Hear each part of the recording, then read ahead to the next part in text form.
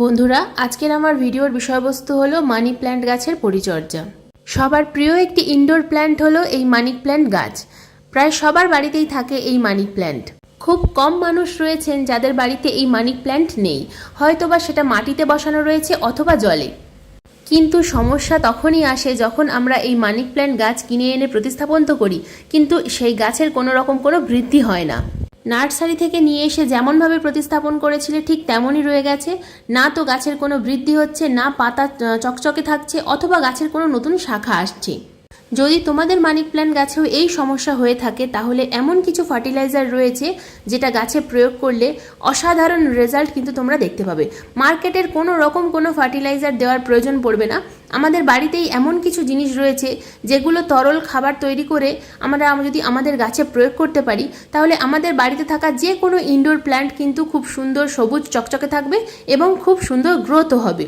এমনিতে তো এই মানি প্ল্যান্ট গাছ খুব হার্ডি একটা গাছ, সহজে এই গাছের কিছু হয় না, কিন্তু কয়েকটা ছোট ছোট ভুলের কারণে কিন্তু আমাদের এই মানি প্ল্যান্ট গাছ আমরা নিজের হাতেই নষ্ট করে ফেলি।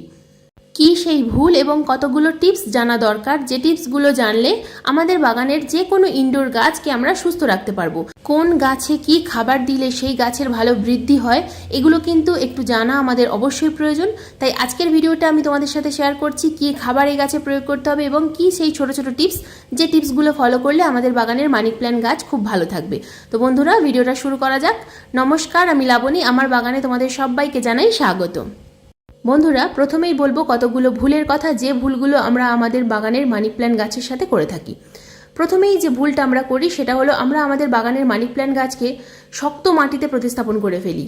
যেমন রুট বল থাকে ঠিক তেমন মাটি তৈরি করেই আমরা আমাদের বাগানের গাছকে প্রতিস্থাপন করে দিই, কিন্তু কখনোই কোনো শক্ত মাটিতে ইনডোর গাছ বসানো উচিত নয়। ইনডোর গাছে জল জমে থাকা ইনডোর গাছ একেবারেই পছন্দ করে না। যদি অতিরিক্ত মাত্রায় জল জমে থাকে সেক্ষেত্রে কিন্তু রুট খারাপ হয়ে যাবে এবং ধীরে ধীরে গাছ মারা যাবে। তার কারণ ইনডোর গাছ সবসময় ছায়ায় থাকে, খুব বেশি রোদ্দুরে থাকে না, যার ফলে গাছের মাটি খুব তাড়াতাড়ি শুকনো হয় না। তো সেই কারণেই আমরা যদি আমাদের ইনডোর গাছকে সবসময় কোকোপিট এবং কম্পোস্ট মিশিয়ে মাটি তৈরি করে প্রতিস্থাপন করি, তাহলে কিন্তু এই গাছের রুট খুব ভালো থাকে এবং গাছের বৃদ্ধিও খুব ভালো হয়। তাই সব সময় চেষ্টা করতে হবে এমন মাটি তৈরি করার যে মাটির মধ্যে কোকোপিট থাকে। কোকোপিট থাকলে এই গাছের মাটি সবসময় ভুরভুরে থাকবে। তো কিভাবে মাটি তৈরি করতে হবে সেটাই আমি তোমাদেরকে প্রথমে দেখিয়ে দেবো। প্রথমেই আমি এখানে নিয়ে নেব 1 ভাগ পরিমাণ কোকোপিট। কোকোপিটটাকে খুব ভালোভাবে ধুয়ে রোদ্দুরে শুকনো করে নিতে হবে। কোকোপিটের মধ্যে থাকে একটা নোনা ভাব, তো লবণাক্ত ভাব, সেটার ফলে কিন্তু গাছের ক্ষতি হয়। সেই কারণে কোকোপিট সবসময় জলে একটু ভিজিয়ে দিয়ে রোদ্দুরে শুকনো করে নিতে হয়। তারপরে নিয়ে নেব সম পরিমাণ কম্পোস্ট। কম্পোস্ট কিন্তু অবশ্যই আমাদের প্রয়োগ করতে হবে। কম্পোস্ট প্রয়োগ করলে গাছের মাটিতে পর্যাপ্ত পরিমাণে খাবার থাকে, যার ফলে গাছ ধীরে ধীরে বৃদ্ধি পায়। তারপরে নিতে হবে সম পরিমাণ মাটি। এটা বাগানের মাটি, যে কোনো বাগানের হাতের কাছে যে মাটি থাকবে সেই মাটি। তো মাটি, কম্পোস্ট এবং কোকোপিট এই তিনটে সম পরিমাণে নিয়ে 1:1:1 সম পরিমাণে মিশিয়ে নিয়ে গাছটাকে কিন্তু প্রতিস্থাপন করে দিতে হবে। তো তাহলেই দেখবে গাছের জল দেওয়ার সঙ্গে সঙ্গে জলটা কিন্তু ড্রেনেজ হোল দিয়ে বেরিয়ে যাচ্ছে। তো এই গ্রীষ্মকালে এখন কিন্তু নার্সারিতে প্রচুর পরিমাণে মানি প্ল্যান্ট গাছ পাওয়া যায়। যদি তোমরা মানি প্ল্যান্ট গাছ নিয়ে এসে প্রতিস্থাপন করতে চাও, তাহলে এই রকমভাবে মাটি তৈরি করে গাছ প্রতিস্থাপন করে ফেলো, কোনো রকম কোনো সমস্যা হবে না, গাছ দ্রুততার সঙ্গে বৃদ্ধি পাবে। তো বন্ধুরা, এরপর আসি দ্বিতীয় যে ভুলটা আমরা করি, সেটা হলো জল। কিভাবে আমরা জল আমাদের এই মানি প্ল্যান্ট গাছ বা যে কোনো ইনডোর গাছে প্রয়োগ করব। তো দেখো, আমার কাছে যে গাছটা ছিল, একটা ডাল ছিল, এই ডালটা কিন্তু আমি জলে গ্রো করেছি। তো জলের মধ্যে কিভাবে গ্রো করতে হয় সেটাও আমি এই ভিডিওতেই দেখিয়ে দেবো। তো জলের মধ্যে যে কোনো একটা মানি প্ল্যান্টের ডালকে প্রতিস্থাপন করে আমি রেখে দিয়েছিলাম। তো জলের মধ্যে কিন্তু খুব সুন্দর রুট চলে এসছে। তো দেখো, এবারে আমি এই গাছটাকে কিন্তু প্রতিস্থাপন করে দেব। তো এটা একটা দেশি মানি প্ল্যান্টের গাছ। তো এটাকে আমি এখানে প্রতিস্থাপন করে তোমাদের দেখাচ্ছি। তোমরা যে কোনো মানি প্ল্যান্ট, যে কোনো ভ্যারাইটির প্রজাতির গাছ প্রতিস্থাপন করতে পারো। তো দেখো, আমি কিন্তু এখানে এটা প্রতিস্থাপন করে দিলাম। এবার এখানে আমি প্রয়োগ করব জল। জল আমরা কিভাবে প্রয়োগ করব? জল সবসময় প্রথমবার প্রতিস্থাপন করার পর ভরপুর মাত্রায় জল প্রয়োগ করতে হবে, কিন্তু যতক্ষণ পর্যন্ত না সেই জলটা শুকনো হচ্ছে ততক্ষণ কিন্তু আমরা কোনো রকম কোনো জল প্রয়োগ করতে পারবো না। জল 2 দিন না দিলেও কোনো ক্ষতি নেই, কারণ মানি প্ল্যান্ট গাছ বা যে কোনো ইনডোর গাছে রেগুলার বেসিসে জল প্রয়োগ করা যাবে না। সেটা 2-1 দিন দেরি হলেও কোনো অসুবিধা নেই, জল শুকনো হলে তারপর কিন্তু জল প্রয়োগ করতে হয়। এরপর তৃতীয় যে ভুলটা আমরা করি সেটা হলো ড্রেনেজ সিস্টেম। আমরা ভালোভাবে লক্ষ্য করি না যে ড্রেনেজ সিস্টেম দিয়ে জলটা বেরিয়ে যাচ্ছে কিনা। জল যদি মাটিতে জমে যেতে থাকে তাহলে কিন্তু গাছের ক্ষতি হবে, গাছের রুট ধীরে ধীরে ড্যামেজ হতে থাকবে। সেই কারণেই মাটিতে সবসময় কোকোপিট মেশাতে হয়। কোকোপিট মেশালে জল কিন্তু একেবারেই ধরে থাকে না। তোমরা ভালোভাবে লক্ষ্য করলে দেখতে পাবে কোকোপিট মেশানো মাটিতে জল প্রয়োগ করলেই জলটা কিন্তু সঙ্গে সঙ্গে ড্রেনেজ হোল দিয়ে বেরিয়ে যায়। এই তো গেল 3টে ভুলের কথা। এই 3টে ভুল একটু শুধরে নিলেই তাহলে কিন্তু তোমাদের বাগানের মানি প্ল্যান্ট গাছ কেন, যে কোনো ইনডোর গাছ কিন্তু কখনোই কিছু হবে না, সব সময় সুস্থ থাকবে এবং ধীরে ধীরে গ্রো করবে। এবার আসি আমরা আমাদের বাগানের মানি প্ল্যান্ট গাছের পাতা কিভাবে সবুজ চকচকে রাখবো।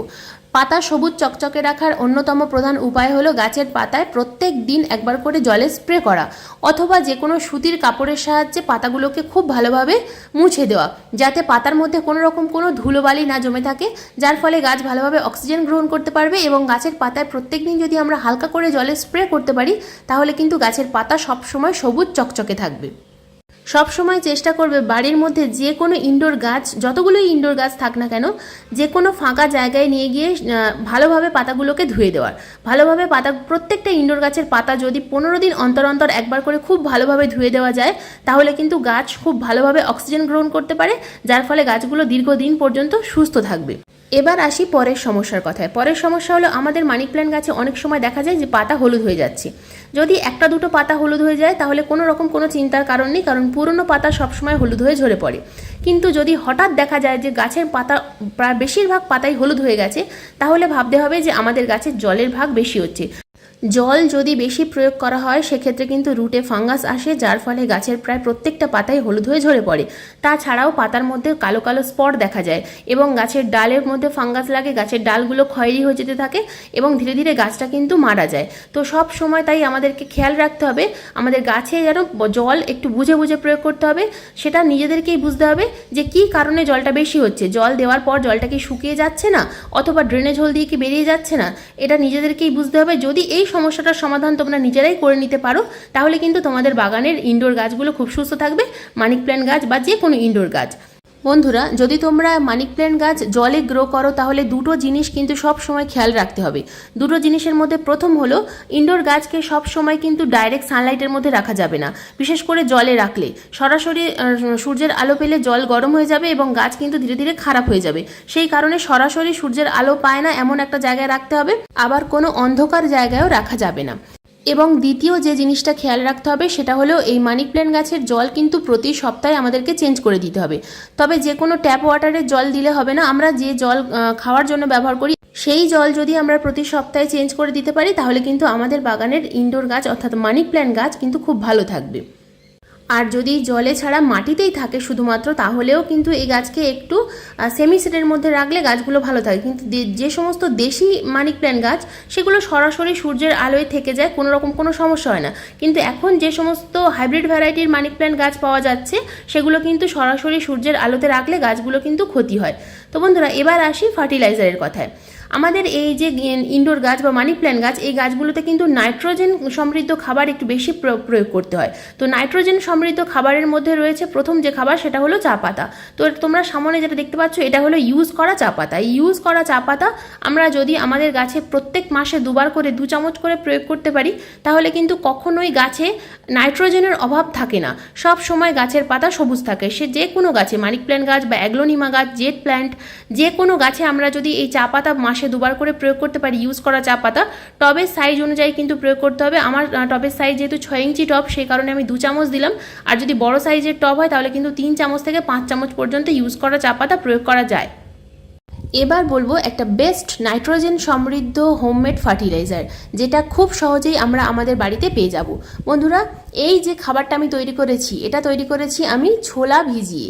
তো আমাদের বাড়িতে সবার বাড়িতেই থাকে এই ছোলা, এই খোসা সহ যে কোনো ছোলা বা ডাল বা মুগ ডাল এগুলো আমরা যখনই ভেজাই এই জলটা তো আমরা ফেলে দিই, কিন্তু এই জল যদি আমরা ফেলে না দিয়ে আমাদের যে কোনো ইনডোর গাছে অর্থাৎ যে গাছে পাতা সবুজ রাখার প্রয়োজন সেই গাছে যদি আমরা এই জলটা প্রয়োগ করি তাহলে কিন্তু অসাধারণ রেজাল্ট আমরা দেখতে পাবো।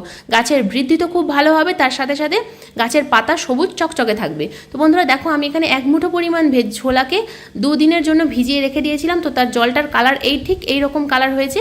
তো এই জলটাকে আমরা কিন্তু সরাসরিও গাছের মাটিতে প্রয়োগ করতে পারি। তো আমি 1 কাপ জলের মধ্যে 1 মুঠো পরিমাণ ছোলাকে ভিজিয়ে রেখেছিলাম। তোমাদের গাছ যদি বেশি হয় সেক্ষেত্রে একটু বেশি পরিমাণে ছোলা একটু বেশি জলের সঙ্গে ভিজিয়ে রেখে দেবে। তো দেখো এখানে আমি 1 কাপ জলটাকে অন্য একটা পাত্রের মধ্যে ঢেলে দিলাম এবং এখানে আমি আরও সম পরিমাণ জল দিয়ে মিশিয়ে তারপর গাছে কিন্তু ডাইলিউট করে প্রয়োগ করব।